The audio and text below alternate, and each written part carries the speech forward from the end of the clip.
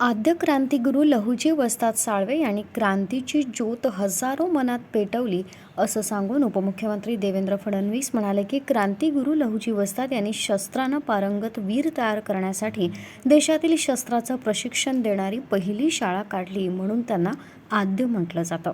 आद्य क्रांतिगुरू लहुजी वस्ताद साळवे हे केवळ मातंग समाजाचेच नाही तर संपूर्ण हिंदुस्थानाचे आहेत असं फडणवीस म्हणाले.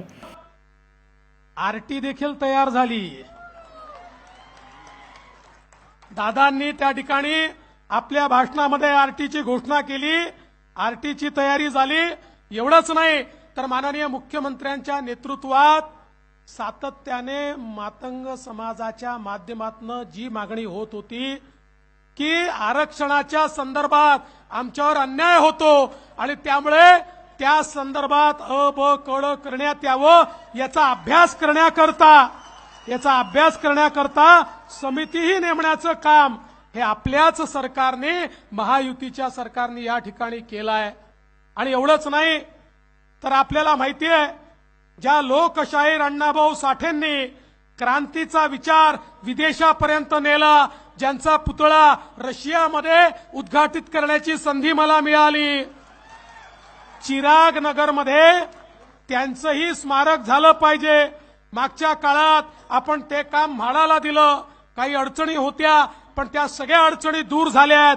लवकरच त्याचा परिपूर्ण प्रस्ताव हा देखील आम्ही मंत्रिमंडळात आणतो आहोत आणि पुढच्या काळामध्ये चिराग नगरमध्ये लोकशाहीर अण्णाभाऊ साठे यांचंही स्मारक हे आपल्याला त्या ठिकाणी निश्चितपणे महायुती सरकारच्या माध्यमातून पाहायला मिळेल. मी या निमित्ताने एवढीच आपल्या सगळ्यांना विनंती करतो की आद्य गुरु लहुजी वस्ताद साळवे हे मातंग समाजाचे जरी असले तरी ते संपूर्ण हिंदुस्थानचे आहेत. ते संपूर्ण मराठी माणसाचे, महाराष्ट्राचे आहेत.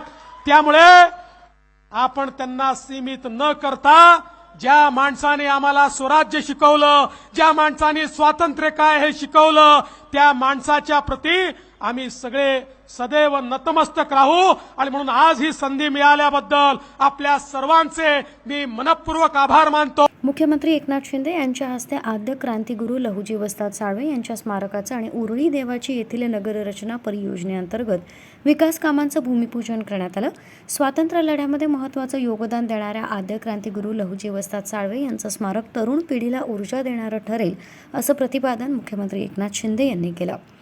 संगमवाडी परिसरात आयोजित या कार्यक्रमास उपमुख्यमंत्री देवेंद्र फडणवीस, उपमुख्यमंत्री तथा जिल्ह्याचे पालकमंत्री अजित पवार, उच्च व तंत्र शिक्षण मंत्री चंद्रकांत पाटील आदी उपस्थित होते.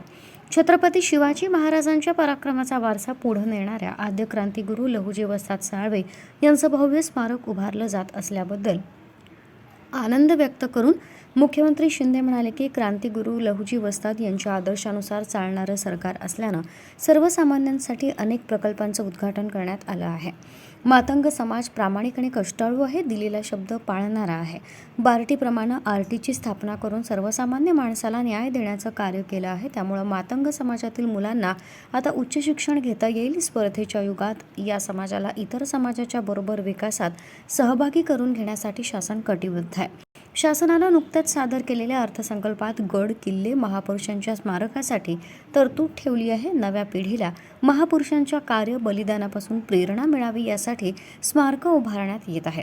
भिडेवाडा येथे देखील सावित्रीबाई फुले यांचं स्मारक होत आहे. लहुजी वस्ताद यांच्या हातातील दांडपट्ट्याला शासनानं राज्यशास्त्राचा दर्जा दिलाय. आद्य क्रांतिगुरू लहुजी वस्ताद साळवे यांच्या स्मारकाच्या माध्यमातून मातंग समाजातील नव्या पिढीला प्रेरणा मिळण्यासोबतच उच्च पदावर जाता येईल असा विश्वास त्यांनी व्यक्त केला.